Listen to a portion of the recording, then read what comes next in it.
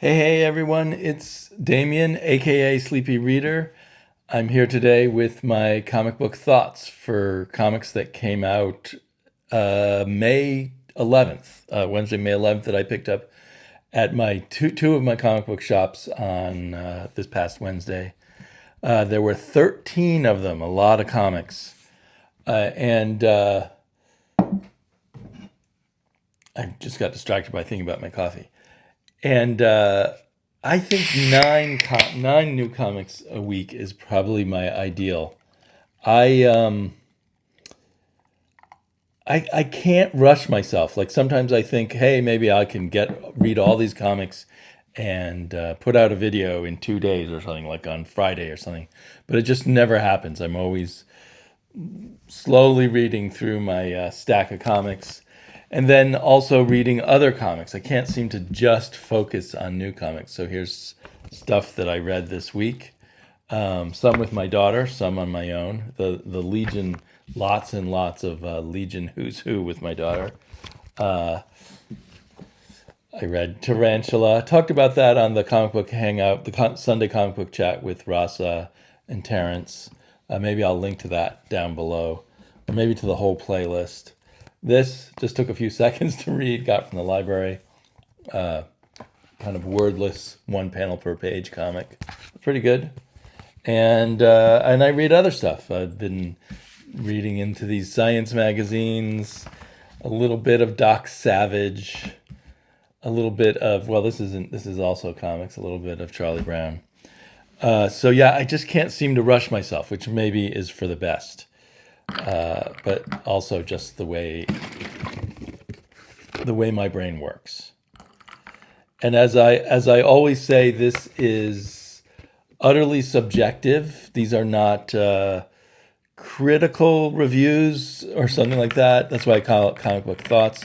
It's more just whatever occurs to me to say, but also ordered, because this is going to be, as usual, in the countdown format, ordered subjectively according to my enjoyment at the time I read it. In fact, there were several comics this week that I thought, hey, maybe if I read this in a different mood, or if some factor were slightly different, I'd have a very different opinion of this comic. Oh, and I do not like that coffee. Well, damn. Uh, Talk about derailing myself in the middle of a train of thought. Uh, I also wanted to mention that if you want to hear me talk about completely non-comic book stuff, I was on a podcast. I was going to say I was going on a sitcom. I was on a podcast where we just talked about sitcoms that we enjoyed watching as kids and dabbled a little bit into why we like sitcoms so much, TV situation comedies. So that was on the most recent episode of Meanwhile on the podcast, which I will also link down below in the description. So anyway, let me try this coffee again. Not my usual brand, and yeah, something wrong with that. Okay, something sour, or has the oat milk gone sour? Well, whatever. So like I said, 13 comics. I'd say 10 of them were all excellent reads. The first three here, like Mezzo in at number 13. This is actually Mezzo Volume 2, as I found out when I saw inside. There's a recap of Mezzo Volume 1, Rise of Tzuko. And that name should tell you a lot. I picked this up at the shop and thumbed through it, and I loved the look of the art, and that remained true as I read it. And so I really wanted to like this comic. And this first section was kind of a flashback to some earlier time in the lives of some of the characters. It seems like we're on another planet that has a similar culture, or a culture based a bit on maybe the Aztecs or that sort of thing. But it is some kind of epic fantasy with battles and different groups of royalty and kings and queens and what have you. Incredibly good art, great coloring. This is from a Wave Blue World, which is just the weirdest name for a comic book company ever. All right, what does a Wave Blue World mean anyway? It's a joke on a Brave New World, of course. But so I wish I could get into this story because I really enjoyed getting into the art. But I feel like even if I'd read the first volume, it'd probably be one of those things where I just don't have the patience for tracking all the different fantasy groups. I could be wrong. Maybe this was all extremely well established and solid in the first volume. But anyway, as a read from the point where I started, it just wasn't. It became hard to get anything out of it. So that's too bad. If anyone's read the first volume of Mezzo and can tell me, oh yeah, it's really great, then maybe I should go back and look for it. I wonder if a Wave New World puts out trades. I would assume everybody does, but I've never seen trades from a Wave New World. So, and then in at number 12 is a comic that I really expected to just have a lot of fun with. Hulk versus Thor, Banner of War, Part 1, or Alpha.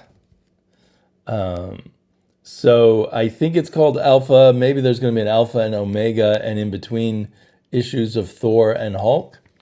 Currently, I am reading Hulk in physical format, and then on Thor, I am waiting to read it digitally on Marvel Unlimited. So that presents a bit of a problem. I guess I will just have to save my Hulk issues till the Thor ones come out, now that I realize that. So what was the problem? I mean, how can you go wrong with just an epic battle between two powerhouses in the Marvel Universe?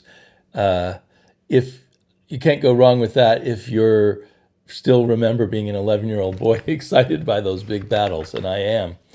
But somehow this just did not connect with me.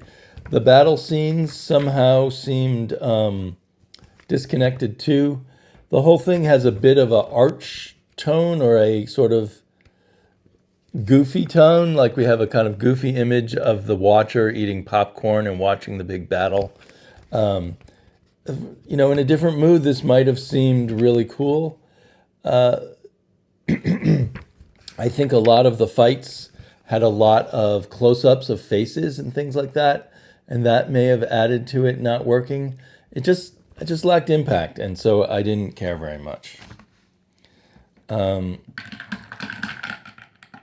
something wrong with that coffee. I miss having something to sip. So this in at number 11 is West of Sundown, a Vault comic. Now I've seen that Vault comics are going to go up to $5 an issue, but this is still a $4 issue. And I really liked the first issue of West of Sundown. I don't think I got to talk about it because it was during the period where I wasn't making a lot of videos.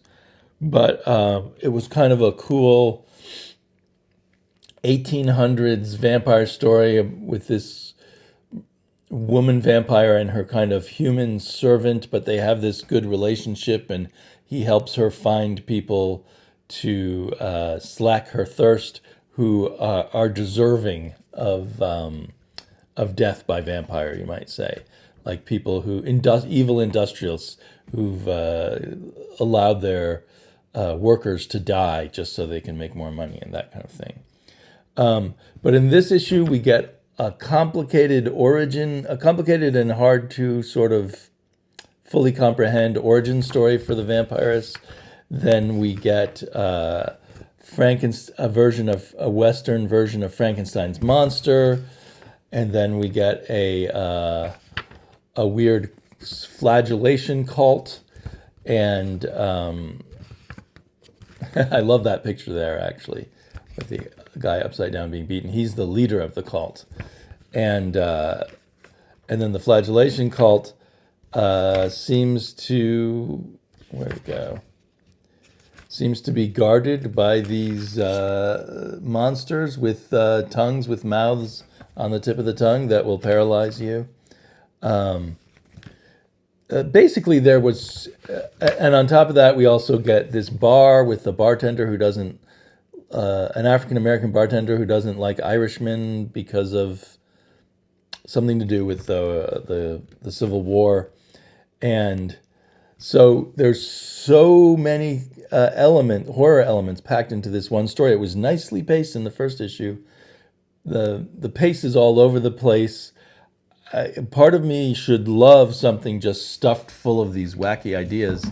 You know, if it were done like the book Tarantula, with maybe it partially needs crazy art to sell it, like Tarantula had, crazy pulp art, but it just all this material just was not presented in a way that either felt coherent or felt wacky enough. So it was somewhere in between, and I was just left wanting them to slow down, to work out these elements better, etc.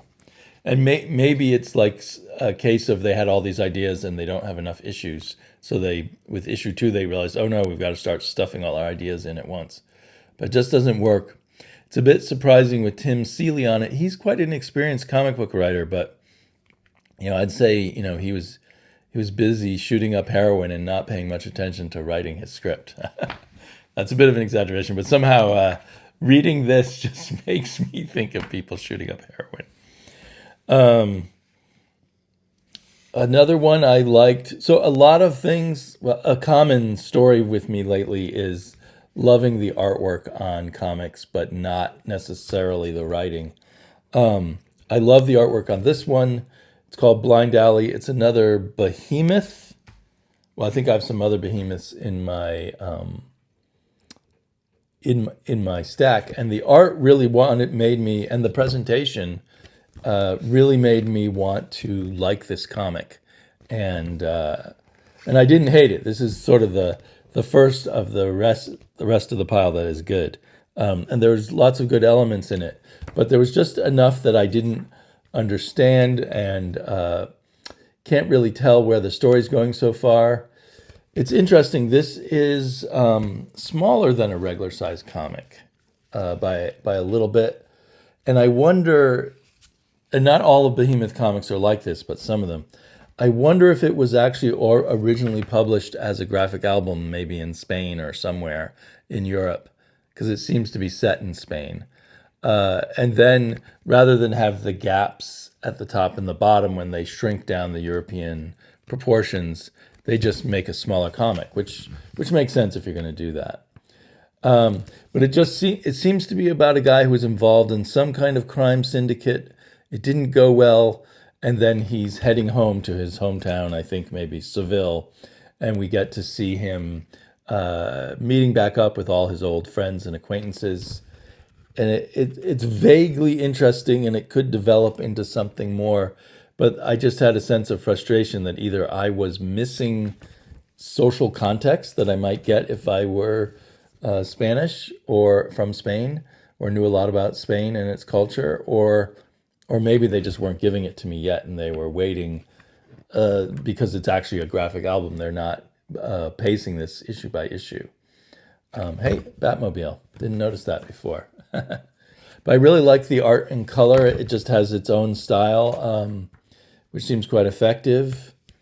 And it felt like it was a good deal for the $4, that there was quite a bit of material in here.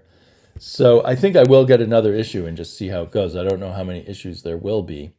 Behemoth is always interesting, if nothing else. Okay, in at number 9, and I really didn't expect much from this, and there wasn't a lot to it. The Jurassic League reimagines the main Justice League characters into a fantasy dinosaur world, a world where there are also humans and mammals, not just dinosaurs. But the dinosaurs are the dominant creatures. And I don't know if all dinosaurs are intelligent or just these few. The details of it don't matter. The plot is just gathering together the heroes and the villains, I guess. And so it's very standard, very familiar to someone like me who's read so many superhero comics. It's and I've read so many variations on the big three at DC too that it's just sort of ho hum, another variation on Batman, another variation on Superman, another variation on Wonder Woman. But the art is fantastic. I love this art. It is co-written by Daniel Warren Johnson, but the other co-writer is Juan Gideon, and the art is by Juan Gideon. So it's really a Juan Gideon show, and Juan Gideon's art delights, and there's certainly nothing wrong with the fun way they do this. So I think a lot of people will really love this. I'm just in this phase of being just a little bored by seeing the, even though this is it's all the same but all different, I guess. So I think at a different time, I'm already reading another all different version of the DC superheroes with Dark Knights of Steel, which has maybe more variation, or I don't know. Anyway, it was fun. I put it at number 9. I don't know if I'll continue to get further issues. It might be something I'll read later on Hoopla or something like that. In at number 8 is this Killlock Volume 2, number 3, Killlock the Artisan Wraith. I loved the first Killlock volume, and I highly recommend that. I've struggled with the first 2 issues of this, and I feel like the story is finally gelling and becoming interesting here as we catch some layers, but I still, some layers of what may be going on behind the scenes and what the Artisan Wraith may be up to. These are all the universe of all robots. There's a kind of superpowered, most powerful religious robots called the Wraiths, and an artisan robot has somehow taken over the body, or perhaps combined minds with a Wraith. And they're all kind of outlaws.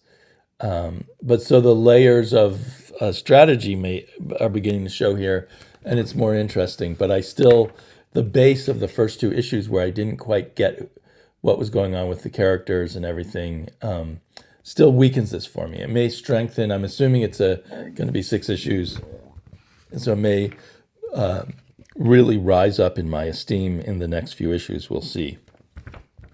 Because I think after those first 2 issues, I was starting to be questioning, why am I even reading this, except for the fact that I loved the first volume. So of course that makes you give something a longer leash. But I think it's showing a lot of promise now. So I put that in at number 8. At number 7, this is a complicated one. Dark Beach.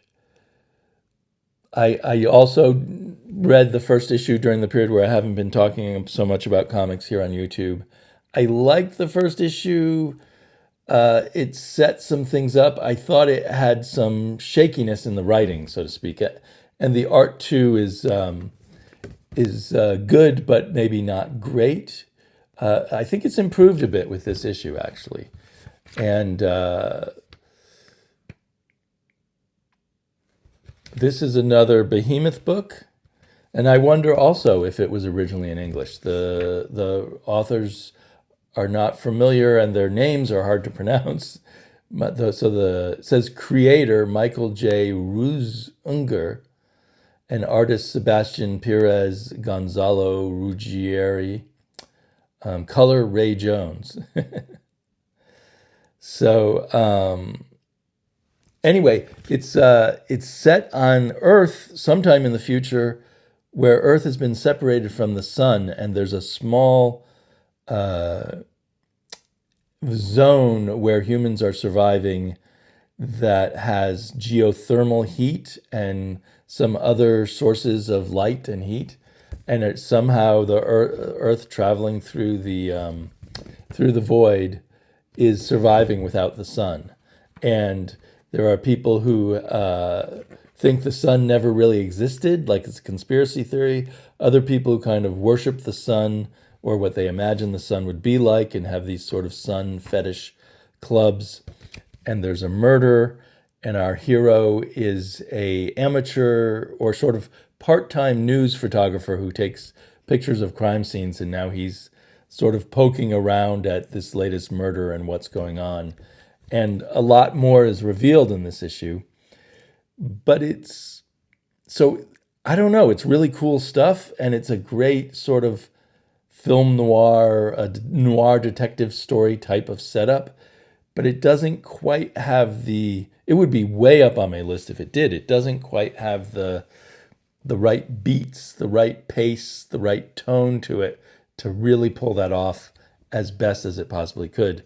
But as the elements develop, I find it kind of irresistible. I'm going to have to read this to the end. And there's a lot good here. I just sort of at first was like, this isn't quite, this isn't quite what they were hoping it would come off like. But they have so many good things going on. I'm really curious to how it all works out. And, one of the mysteries is what happened to Earth when the sun disappeared. And did the sun really disappear, or did Earth really get blown out of orbit from the sun, or something else going on? So fascinating, a really, really cool, basic concept and ideas, and just it's good enough to keep reading in terms of its the way it's put forward. But I just wish it was a little bit better. But you can't have everything. So Nightmare Country, I'm putting in at number 6. Dark Beach was number 7. This is James Tynion, who I guess really decided pretty quickly that he wasn't leaving DC after all, because I think he has more DC projects coming up. I don't know if that means that the whole, what's it called? That newsletter thing that he was leaving mainstream comics for and was paying him a huge amount of money. Maybe that didn't work out as well as they thought. So anyway, this is kind of a mystery in its own way, with involving the Corinthian and other creatures from Dream, and a woman who's an artist who is haunted by a strange fat creature, fat guy that she sees here and there with eyes of teeth. So it's somehow related to the Corinthian. The art by Lissandro Estherren is really quite cool art. The weird thing is that it makes it all feel, because of this watery color look, it makes it feel like everything is kind of in the land of dreams, even though we're in reality. And then part of the Land of Dreams is drawn by Andrea Sorrentino in full-on photo collage style. So interesting design work, maybe not a good fit with the rest of the story. The previous issue had stuff in Dream by one of the superstars of DC Comics, and I now can't remember of current DC Comics. I can't remember his name, but anyway, that was weird because his art was so solid and real looking, and the main artist painting the rest of the story has this dreamlike quality. Now this time, some of her artwork was used in the Land of Dream, and I liked that better than the Andre Sorrentino. But it would be nice if when she's painting Dream, she does something more different with her style. And I felt like her watercolor type of look, or was there a colorist here? Where are the credits? Yeah, there is a separate color, so it's actually a colorist. It's weird then. I wonder if the artist is doing black and white kind of watercolors, and then because it looks like it's hand painted. So anyway, whoever's in charge of the color made it work better in some places, or this watercolor effect, like this guy's skin tone. It just, I don't know, it distracted me. I'm getting really picky here. I feel like Tynion is not blowing me away with this, but I do feel like it's an interesting story. and I do get a lot of interesting things from the art. So I do wonder if we've all kind of Tinian's done some great work, and then we maybe mistakenly think that everything he does is going to wow us. This is not nearly at the level so far of Nice House by the Lake or what's his big horror thing. Anyway, so it'll be interesting. I mean, Tinian has been a fascinating writer because I hated his work when he started as kind of Scott Snyder's understudy. It was like, this guy should not be writing comics. He's being given assignments before he's ready and everything, but he's been ready for many years now, and now is kind of one of the leaders. But I think maybe some of us may approach this expecting to be wowed at a higher level that we may not get here. But I think we're going to get a fun little romp through some of the concepts created by Neil Gaiman. So in at number 5 is Heavy Metal Drummer. I think this was my number 1 in some of the earlier issues. And I still love this series, but this issue was probably a slower, less exciting issue. There was less impactful stuff in it. It was more getting from point A to point B in our various storylines. I mean, it still does have, as you can see from that graffiti, still does contain kind of a punky attitude. It also feels like the art is maybe less intense or less, I don't know, there's less big moments to the art here. But anyway, I'm still liking this a lot, and I'm looking forward to seeing what's going on, and the weirdness continues to pile up. We see less of our monsters here, so that might be part of why it's less fun, because I love the way this artist draws the monsters. Emilio Pliskin. So, still a great comic. This is another one that's not at full size, but I have a sense that this does not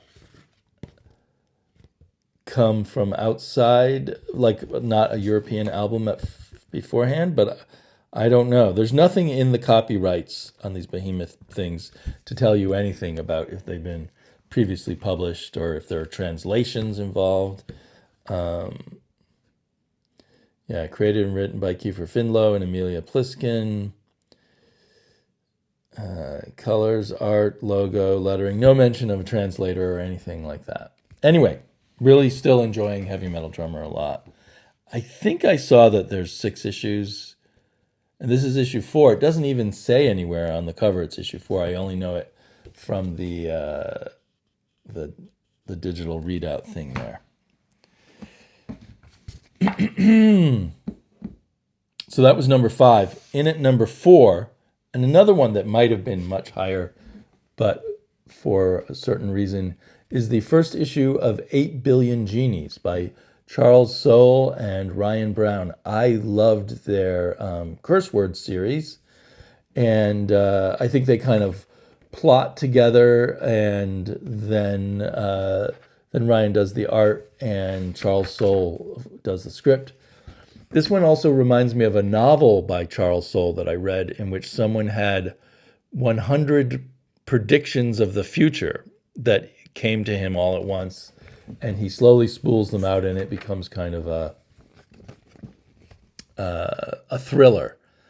But when you take that kind of Charles Soule maybe naturally takes a fantastical idea and runs with it in a serious way. When you add in the Ryan Brown factor, which is much more of a sense of humor, you get more wacky kind of comics between the two of them, which makes them a really good team. And so this idea of everyone gets one wish granted to them is very cool in the hands of these creators. The genies are kind of goofy looking on purpose, and Soule, I think, came up with the clever idea of having the owner of this bar say that his wish was that no wish made outside this bar can affect this bar or anyone or anything inside it. So that's very smart, a very smart reaction to knowing that all 8 billion people on Earth have their wishes, will have a one wish granted. So you get a world that looks like this. This is probably the best page in the comic. So what I loved the writing of this. I love the story, and I'm looking forward to more. But a lot of the art really left me wanting. And I think in particular the color. The color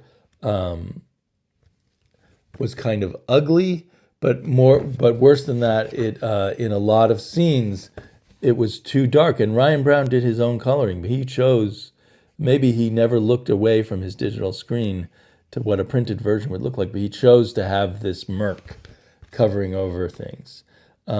He also seems to have chosen a much scratchier, simpler, maybe more quickly produced style than in Curse Words. I mean, he had a scratchy style in that, but this just seems to be at a lower level. I was distracted the whole time by this sense of murky coloring and less inviting drawings. So I'm definitely going to read the whole series. I think it's going to be a great read, but it's not going to be a great visual read. It's going to be an okay visual read. Maybe as it moves on, we'll get more scenes like that. I mean, even that's kind of questionable in the way it's colored, in the sense the color just kind of is garish and distracting. But anyway, interesting. I mean, you don't, you can't say that this is too mainstream, what's coming out from Image. There is much more mainstream feeling things coming out from Image, but there's all sorts of junk coming out from Image. A more traditional book, but not like a superhero book or anything, is Tales from Harrow County. And they don't even say on the cover, but it's actually the second Tales from Harrow County volume, and it's called The Lost Ones. So it's really Tales from Harrow County, The Lost Ones. It doesn't have Tyler Crook art, but I am quite a fan of Emily Schnall's artwork. And I really love the tone set by her artwork and the wistfulness of this, taking the Harrow County story into an urban setting. And I don't know, capturing a bygone era in a way, with its horror. So I don't know, like Edward Hopper perhaps, but other things are captured here, and I get bits and pieces of Will Eisner vibe in here too. So I'm really looking forward to where this goes. I'm assuming they don't say that it'll be just 4 issues, because that's what Dark Horse does these days. Dark Horse uses very flimsy paper. They just don't like to tell you much. It's like not telling you what the real name of this story is on the cover of this, and that it's a different volume and the like. They just that's a wonderful picture. They just don't seem to care. It's like the only thing they care about is getting these issues out, and then they'll put them in a trade. Hopefully all of the tales from Harrow County eventually will get their own oversized hardback, because I think the art really deserves it. I know people who are in love with Tyler Crook and want all Harrow County to be by him, but I'm a big fan of Emily's. So yeah, that could have been these top 3 all were really close. So that was number 3. In at number 2, Norse mythology, always a book, or so far. And this, like the other ones, this is actually Norse mythology volume 3, but it says that nowhere on the cover. There's no indication that this story is a continuation of last issue, but it is more of the story of how Loki is getting worse and worse, and the gods are more and more angry at him. But this was a lot of fun. Loki turns into a salmon. Beautiful artwork by P. Craig Russell, Galen Showman, and Laverne Kinderski. I wish there was more coloring like Laverne Kinderski's in modern comics. There's nothing wrong with pleasing colors that aid the story and don't get in the way of the art. So, yeah, Norse mythology always wins. It's always good. I wonder, is Volume 3 the final volume? Because it's based on a book by Neil Gaiman, and how much could he have fit in one book? I mean, I would love it if there's another volume, or if this were so successful that they continued it beyond whatever Neil Gaiman put in its book, because there's probably all sorts of Norse mythology stories that Gaiman had to leave out.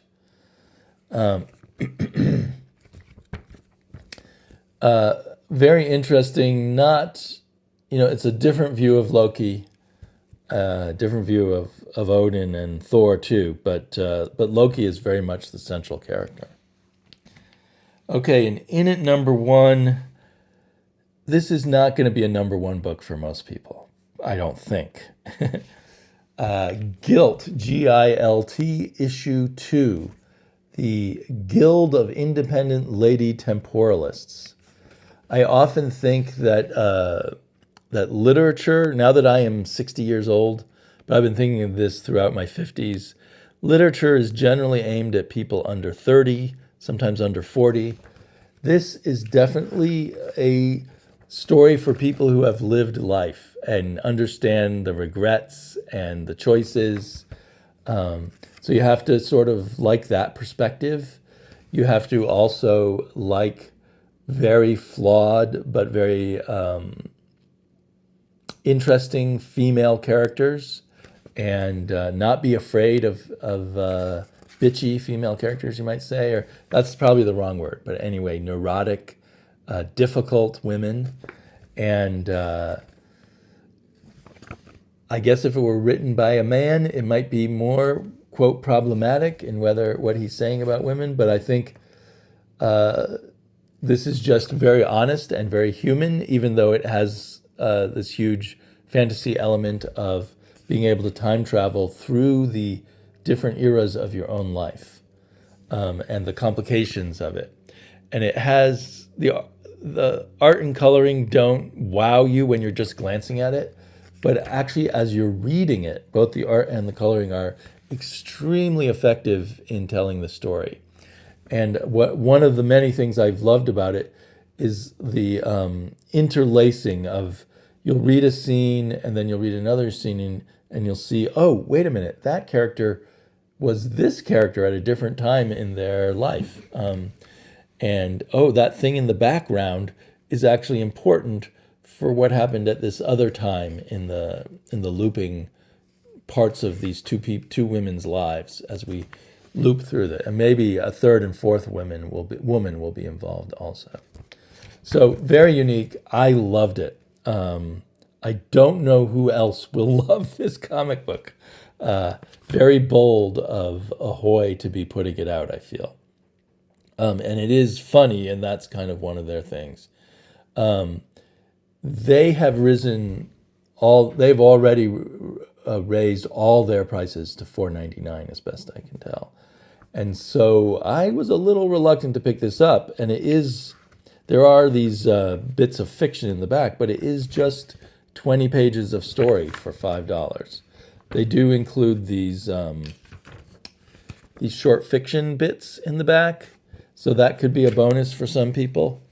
And it's hard. It's as I heard them talking about it on Casually Comics on Jen's channel, on her channel, Comics Will Break Your Heart, that we're still going to buy comics, right? But most of us hardcore people, as they raise the prices, but we're going to have to take less and less risk. We can't just go and try out as many comics when they're $5 instead of $4, or when could try out even more when they were $3 instead of $4.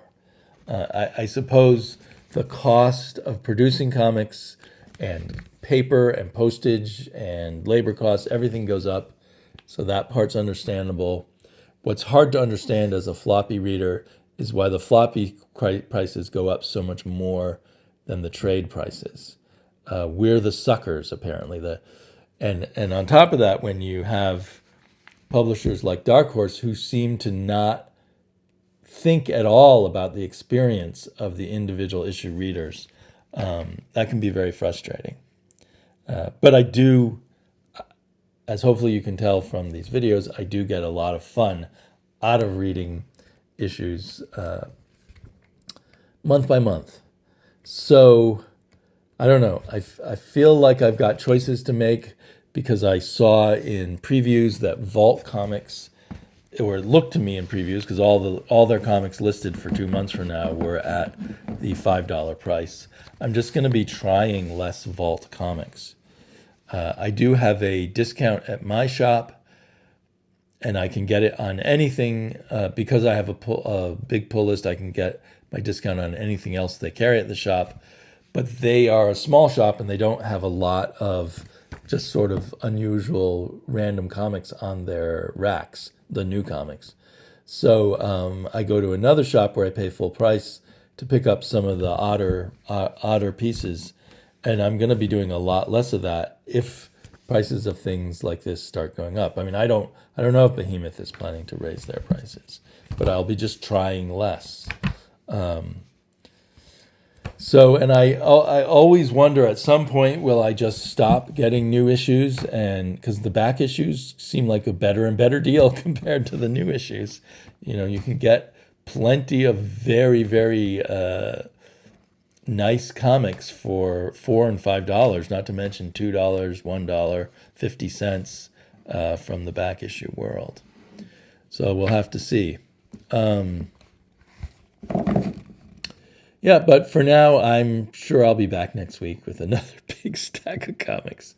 It's a habit. It's fun. Yeah, so I'll talk to you later. I'll have something better to drink next time.